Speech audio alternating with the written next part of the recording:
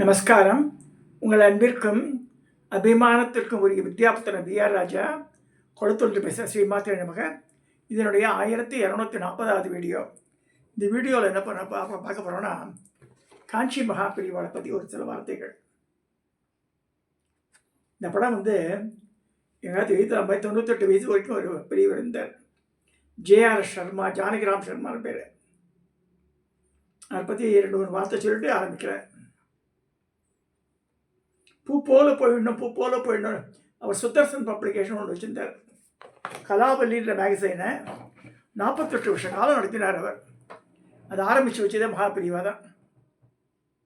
இத்தனைக்கும் படித்தது 5ஆம் கிளாஸ் தான். அவர் அழகாக இங்கிலீஷ் பேசுவார்.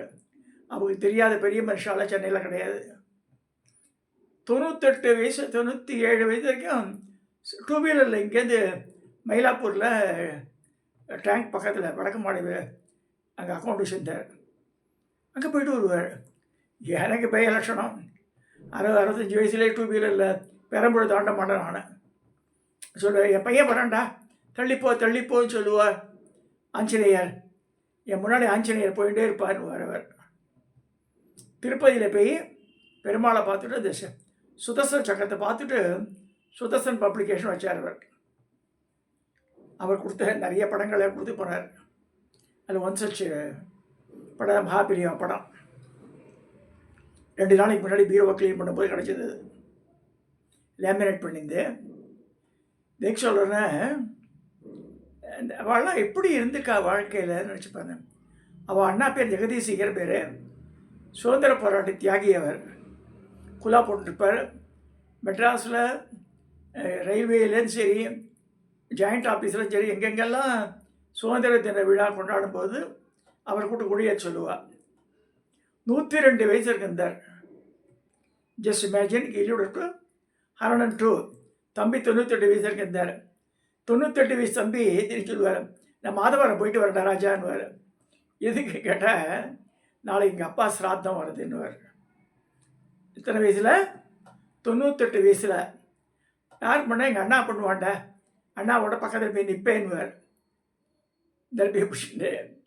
ஸோ 102 வயசான அண்ணாவும் 98 வயசான தம்பியும் சேர்ந்து அப்பா அம்மாவுக்கு வருஷக்கணக்கில் சாதனை பண்ணியிருக்கா. 50 வருஷம் வைக்கிறான். இமேஜின் ஈவன் இந்த ஸ்ரத்தாயான்னு சொல்லப்படுறது. அதுக்காக சொல்லுவேன். ஸ்ராத்தனால ஸ்ரத்த ரொம்ப ஸ்ரத்தையாக பண்ணுவார். பாவம் எங்கேயும் இடிச்சுட்டு ரத்தம் குடிடும். ஆளுடைய டக்கட்டு ரொம்ப நல்ல மனுஷர். இங்கே நம்ம குரு மாக்களை ரொம்ப பிடிக்கும் வர. இப்போ கம்மிட்டு சப்ஜெக்டு பரமாச்சாரியை பற்றி ஏன் சொல்ல விரும்புகிறேன்னா, அவர்கிட்ட பேசும்போது நிறைய அவர் கலாவலி மேக்ஸெல்லாம் நிறைய 48 நிமிஷம் நடந்திருக்காரு. பரமாச்சாரியை பற்றி இந்த நீலக்கல்னு சொல்லிட்டு அந்த ஸ்ரீவித்யா பரம்பரையில் வந்த அவர் மாதவத்தில் இருந்தார். காஞ்சி காமகோழி இப்படி சேர்ந்தவர். அவர் நிறைய சொல்லுவார் மாமாவுக்கு. அவரோட ஆர்டிக்கல்லாம் வரும். ஒன் சச் ஆர்டிக்கல்லே வேறு இதிலே படித்தது ஞாபகம் இல்லை எனக்கு சரியா. ஒரு சமயம் பரமாச்சாரியை பார்க்கறதுக்கு ஒரு பெண்மணி வரா காஞ்சிபுரத்துக்கு. கல்யாணம் ஆயிடுச்சு, ஒரு 3 இயர் தான் இருக்கும். ஆம்பளை நமக்கு அழகாகும். எதுக்கு மாடனாக்கா சுமங்கலி அழக்கூடாதுன்றார். இல்லை, இவருக்கு திடீர்னு மண்டையில் கேன்சர்னு சொல்கிறா, இப்படி சொல்லி பயப்படுறாவோ. கல்யாணம் ஆகி 6 மாதம் கூட ஆளுங்களுக்கு 1 இயர்க்குள்ளே தான் இருக்குது. இப்போ பரமாச்சாரி யோசனை பண்ணுறார். கொஞ்சம் யோசனை பண்ணிட்டு சொல்கிறார், அம்மா நான் சொன்னேன் செய்கிறேன்ற உங்கள் ஆத்துக்காருக்கு பூர்ண குணமாயிடும் நான் சொன்னேன். என்ன செய்யணும்னா, அவரை லீவ் போட சொல்லு. ஆஃபீஸ் போயிட்டுருக்கான் இல்லையா, இப்போ டெஸ்டிங்கெல்லாம் போகிறான் இல்லையா, எல்லா டெஸ்ட்டையும் நிறுத்திடு. டேக்கும் உனக்கு எந்த நதி தீரம் பிடிச்சிக்காது, காவிரி பிடிக்குன்ற. காவிரி நதி தீரத்தில் கும்பகோணம் சைடில் எங்கேயோ இல்லை, அதெல்லாம் கிராமாந்தரமாக ஒரு இடத்த செலக்ட் பண்ணிக்கோ. பக்கத்தில் சிவங்கோவில் இருக்கணும். அந்த காவிரியில் போய் ஆம்பளை 2 பேரும் நீராடணும். நீராடி அந்த களிமண் இருக்கு இல்லையா, மண் இருக்கு இல்லையா, அதை அப்பிக்கணும் தலையில். அப்பின்ட்டு படித்தவர்களுக்கும் ஜபம் பண்ணுங்க, ஈஸ்வர தியானம் பண்ணுங்க. திரும்பி குளிங்க, வஸ்திரம்லாம் மாற்றிட்டு சந்தியாவெல்லாம் முடிச்சுட்டு பக்கத்துக்கு சிவன் கோயிலுக்கு போங்க, பிரதட்சணம் வாங்க, அர்ச்சனை பண்ணவருக்கு அந்த மாதிரி ஒரு மண்டல காலம் பண்ணுங்க, அந்த ஊரில் தங்கின்றார். அதே மாதிரி ஒரு ஒரு கிராமத்துக்கு செலக்ட் பண்ணுறா, பேர் தெரியல, எனக்கு ஞாபகம் இல்லை. அப்போ வந்து அது நல்ல அழகான காவிரி நதி இது ஒரு ஓரம், அது அந்த ஊர். இந்த அந்த அந்த பேங்க்கில் அழகான சின்ன சிவன் கோவில். இவள் அப்பயே மாதிரி பண்ணுறா, பண்ணி முடிச்சுட்டு வர திருப்பி சென்னையில் வந்து திருப்பி அகெயின் அந்த இதெல்லாம் எடுக்கிறா, டெஸ்டெல்லாம் எடுத்து பார்த்தா கேன்சர் இந்த சுவடே காணும். What A மிரக்கல்ன்ற doctor. பரமாச்சாரிட்ட வந்து அழறா, இந்த மாதிரி நடந்துட்டு. நான் தான் சொன்னேன், நான் ஒன்றும் பண்ணல, பரமேஸ்வர கிருபையால் நடந்தது. நித்தியப்படி நெதி தீரத்தில் ஸ்நானம் பண்ணி அந்த மண்ணை தலையில் வச்சுட்டாலே போதும் நமக்கு. அவள்லாம் பாருங்க, சோப்புக்கு இப்போல்லாம் வச்சுக்க மாட்டாள், அரப்பு கூட செய்ய மாட்டாள். மண் இருக்குது, வண்டல் மண் இருக்கு இல்லையா, அது தேய்ச்சி தான் குளிச்சார் பரமாச்சாரியார். பட்டு மாதிரி இருக்கும் கால், அப்படியே ரோஜாப்பு மாதிரி இருக்கும். ஸோ அந்த மாதிரி பரமாச்சாரியார் சொல்லி அவன் சௌபாகிய வித்தியாக இருந்தான்னு ஒரு கேள்வி. இந்த இது சத்தியமாக நடந்தது. பரமாச்சாரியார் வாழ்ந்த காலத்தில் இந்த இன்சிடென்ட் நடைபெற்றது. இதில் என்ன, நான் ரட்சிப்பேன், நான் அரியத்தூரில் போக கூட ரட்சிப்பேன். சில நாள் காட்டாது, அது நிறைய சில வெள்ளம் போகும். எங்கள் அந்த அதுலேருந்து ஒரு 100 அடி டிஸ்டன்ஸ் தான் எங்கள் வீடு. ஆறில் போய் குளிக்கணும் கூட. ஒரே எங்கள் அம்மா சஞ்சயனம் பண்ணும்போது தான் குளித்தேன். அதில் அப்புறம் குளிக்கவே இல்லை நான். ஆறில் ஆசை, நதி தீரத்துக்கெல்லாம் போங்க, குளிங்க. நதியில் குளிச்சுட்டு சாமி தரிசனம் பண்ணிட்டு வந்தாலே தனி பவர் அதுக்கு. இப்போ கூட இந்த கோட்டைக்குப்பம் கோவிலுக்கு போகும்போது பார்த்தா குசஸ்தல ஆறு ஓடுதுன்றா. அட்லீஸ்ட் இந்த ஆறில் உட்காந்து போகணும். இதுக்கு போனேன் நான், என் மனைவி உயிரோடு இருக்கும்போது. இந்த இது வந்து இல்லையா, இப்போ என்ன, இந்த கும்பமேளா வாட்டம் இந்த தாமிரபரணி நதியில் இது வந்தது. அப்போ நான் தான் ட்ரெயினில் போய் இறங்கி அங்கே படித்து பார்த்தா டவுனில் எங்கேயோ இருக்குது. சரி, ஒரு ஆட்டோவில் ஏறி அப்படியே ஐஷு முடிச்சேன். அவன் உள்ளெல்லாம் வரமாட்டேன்னா, அப்புறம் கெஞ்சி கூத்து அப்படியே வரேன். நான் கொண்டு இந்த மண்டபத்தண்டை உட சொன்னேன். தாமிரபரணியில் முக்கி குளித்து தனி சுகம்தான் அது. நதி தீரத்தில் நீராடுறதுன்றது ஒரு பெரிய கொடுப்பனை தான் அது. மாயவரத்தெல்லாம் வரும்போது திருவண்ணு சாக்கடை திருவண்ணு தண்ணி. ஸ்ரீரங்கத்தில் போய் பாருங்கள், பிரம்மாண்டமாக அகண்ட காவேரியாக ஓடுறது தண்ணி. நல்ல அந்த அந்த ஆற்று மணல் இதில் பெருக்கெடுத்து ஓடும்போது தனி சந்தோஷம்தான் அது. ஓடுற தண்ணியில் குளிக்கணும்னு சொல்லிருக்கு. ஸோ அந்த மாதிரி வாய்ப்பு கிடைக்கும் போது யூஸ் பண்ணுங்க. இப்போ ட்ரெயினில் போகும்போது நிறைய பார்க்குறோம், அருவியெல்லாம் பார்க்குறோம். பட் இறங்கி குளிக்க முடியாது நம்மளால், பிரச்சனை. இது நெதி தீர்த்தம் பண்ணும்போது ஒன்று சொல்லப்படுறது, விழுப்பு ஸ்நானம் பண்ணிடணும். லாட்ஜிகளுக்கு கீழே குளிச்சிடணும் ஒரு தடவை. ரெண்டாவது குளிக்கணும், அழுக்க போய் அங்கே போய் குளிக்கக்கூடாது. இது சாஸ்திர விதி ஒன்று சொல்லிருக்கிறது மாதிரி. சமுத்திர ஸ்நானம் அப்படி தான், விழுப்பு குளியை முடிச்சுட்டு சங்கல்ப ஸ்நானம் பண்ணணும் தனியாக. ஸோ இதெல்லாம் ஞாபகம் வச்சுக்கோங்க. பரமாச்சாரியார் சொன்ன சாதாரணம் இல்லை, பெரிய மகோன்மதமான மகான்.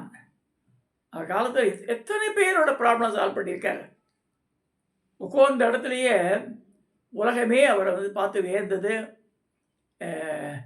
நிறைய பேருக்கு நம்பிக்கையோடு வர வாழ்கள்லாம் வந்து நான் நினச்சிப்பேன், நம்ம பக்கத்துலேயே இருந்திருக்கோம். அப்போ அவரோட பெருமையே தெரியல. பணம் வந்து வாய்ப்புகள் வந்து அடிக்கிட்டு போக முடியவே இல்லை. சில பேர் தான் பாவம் இங்கே பஸ்ஸை பிடிச்சி ட்ரெயினை பிடிச்சி போய் பார்த்துருக்கா அவரை. அவருக்கு அனுக்கிரகம் கிடச்சிருக்கு. ஒரு அம்மா பரமச்சாரிட்ட வர இதெல்லாம் பண்ணும்போது பிரசாதம் கொடுக்குறார். ஒரு மறுக்குழம்பு அந்த இது இருக்கு இல்லையா, இந்த தண்டு, அது கொடுக்குறார். இது என்ன பெரியவா குங்குமம் கொடுதலாம் அதெல்லாம் வாங்கிட்டு இது ஜாக்கிரதையாக வச்சுக்கோன்றார் மறுக்குழந்தை. சரி, பரமாச்சாரியா சொல்கிறாரு சொல்லிட்டு பஸ்ஸில் வச்சுட்டா. அதை பஸ்ஸில் ஏறி உட்காந்துக்கிறா, போயிட்டு இருக்கா. அப்படியே ஷீ இஸ் ட்ராவலிங். ஒருத்தர் பக்கத்தில் கொஞ்சம் பெண்மணி என்ன பண்ணியிருக்கா, இவ பர்ஸை சுட்டாவோ. சுட்டு இந்த பணம்லாம் இருக்குது, ஊருக்கு போகிறது பணம் அதில் தான் இருக்குது அவளுக்கு. டிக்கெட் பரிசோதனை வேற. அவள் சொல்கிற பர்ஸை காணுமே, இவ எடுத்துட்டான்றா. அவள் சொல்கிறா என்னோட பர்ஸுன்றா. அப்போ அந்த பர்ஸில் எவ்வளோ பணம் இருக்குன்னு அது சொல்லிட்டா அவள். இப்போ இவளுக்கு பரமாச்சாரியா சொன்ன ஞாபகம் வருது இவளுக்கு. என்ன சொன்னேன், அப்போ கண்டக்டர்கிட்ட சொல்கிறா, அது எவ்வளோ மறுக்க விழுந்து இது இருக்குது ஒன்று, ஒரு தண்டு ஒன்று இருக்குது, அவள் அடக்கேளுங்க. அப்போ அவன் கேட்குறான் போய் அந்த பொம்பளைகிட்ட, வேறு என்ன இருக்குன்னு. வேறு ஒன்றும் இல்லை, காசு தான் இருக்குன்றா அவள். காசு தான் எண்ணினா அவள். பழைய சொல்கிறேன் மறுக்க விழுந்துருக்குப்பா இல்லைன்னு பார்த்தோன்னே அப்புறமா போலீஸ் ஸ்டேஷனில் அவளை ஹேண்ட் ஓவர் பண்ணிடுறா அந்த பொம்பளைய. இது பின்னாடி நடக்க போகிறதுன்னு சொல்லி ஹவு பரமாச்சாரியார் சேவுடுகார் பாருங்க. இது ஒரு இன்சிடெண்ட்டு. இன்னொரு இன்சிடெண்ட்டு, ஒரு ஒரு பெண்மணி அது நல்லா சுத்தமாக குளிச்சு தான் வருவோம். ஒரு கூட நிறைய தயிரெல்லாம் சின்ன சின்ன தயிர் பானையெல்லாம் வச்சுருக்கலாம். பரமாச்சாரிட்ட வர சொல்கிறா, நல்லா கேடுங்க, தயிர் காய்ச்சி பிராமணச்சி இல்லை, தயிர் விற்கிறவோ சுத்தபத்தமாக இருக்கா. பரமாச்சாரிட்ட சொல்கிறா, ஐயா உனக்காக கொடுத்துருக்கான்ப்பா, நீ சாப்பிட்ணும்ப்பா, அதெல்லாம் இதில் தயிர் இருக்குது, இதெல்லாம் இருக்குது, வெண்ணெய் இருக்குது, அப்படியா எடுத்து கூட எடுன்ற. எல்லோரும் உட்காந்துருக்கா சதஸில். அதில் வெடித்து வாயில் கொடுக்குறாரு. தயிர் சட்டியில் எடுத்து குட்டி குட்டியாக சட்டி வச்சுருக்கா இல்லையா, அதில் எடுத்து வாயில் போட்டுக்கிறாரு.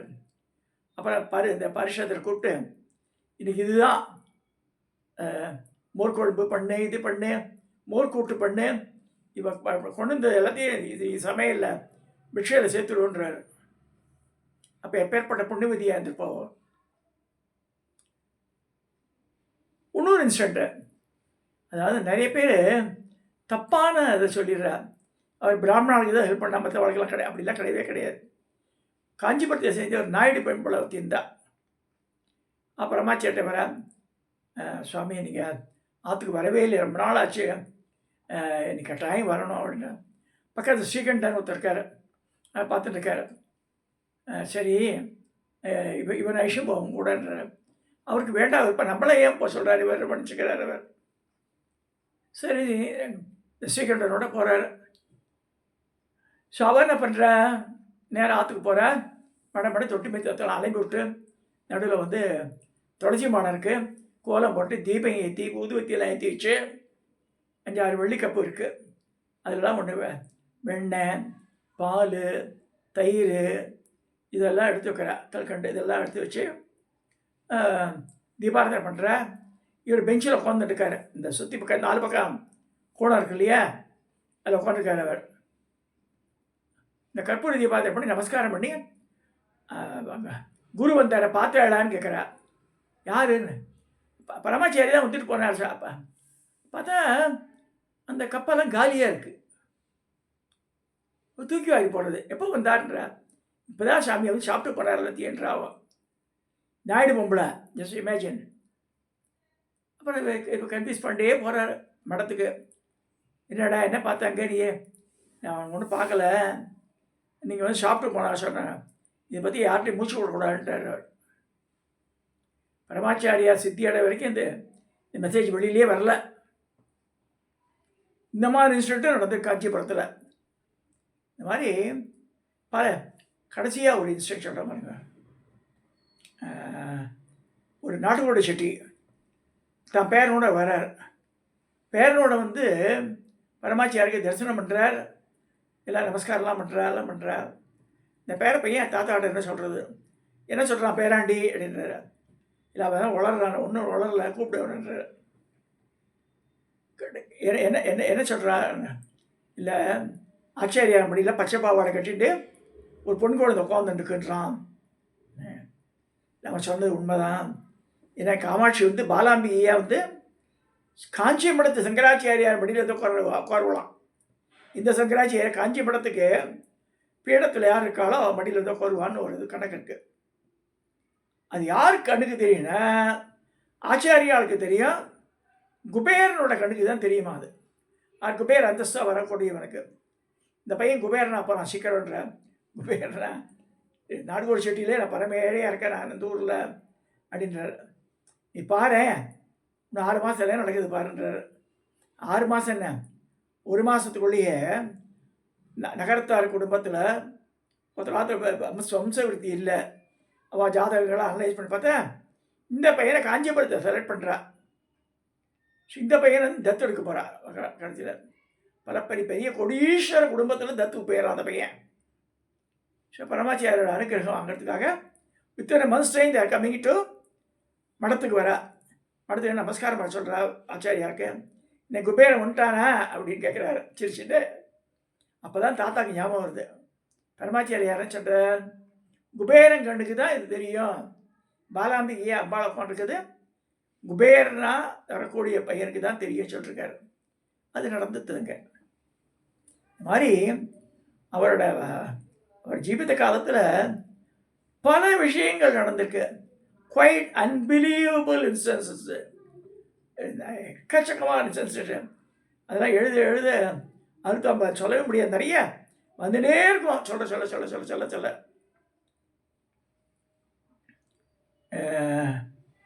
இதே மாதிரி கடைசியாக ஒரு இன்சிடென்ட் சொல்லிடுறேன் மறந்து போகிறதுக்கு முன்னாடி. ஒரு சமயம் காஞ்சிபுரத்தில் இருந்தவர் கல்கட்டா போகிறார். கல்கட்டா போய் ஏர்போர்ட்டில் இறங்கிட்டு பக்கத்தில் நியர்பை ஹோட்டலுக்கு போய் தமிழ் ஹோட்டல் இருக்கு அங்கே போகிறார். அப்புறம் பரமாச்சாரியா படம்லாம் மாட்டியிருக்கு. நீங்கள் இருக்க இல்லை நாங்கள் கல்கட்டா அதுதான்றாவா சாப்பிட்றாரு. இது எப்படி நம்ம இல்லை சாயந்தரம் என் வீட்டுக்கு வாங்க நான் சொல்கிறேன்றார் அவர். ஸோ அவள் அட்ரஸ் வாங்கிட்டு சாயந்தரம் அவாத்துக்கு போகிறார். அப்போ அந்த ஹோட்டல் ஓனர் ஒரு பெட்டியை தந்து காமிக்கிறார். அது ஒரு பித்தளை தூக்கு இருக்குது, பெரிய தூக்கு, ஒரு 2-3 லிட்டர் பிடிக்கிற மாதிரி ஒரு பெரிய எண்ணெய் தூக்கு. அந்த தூக்கை காமிக்கிறார்.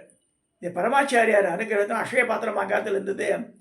இதுதான் எங்கள் குடும்பத்தில் ஜீவனஸ்தானன்றார் அவர். வீட்டுக்கு போனவருக்கு ஒன்றும் புரியல.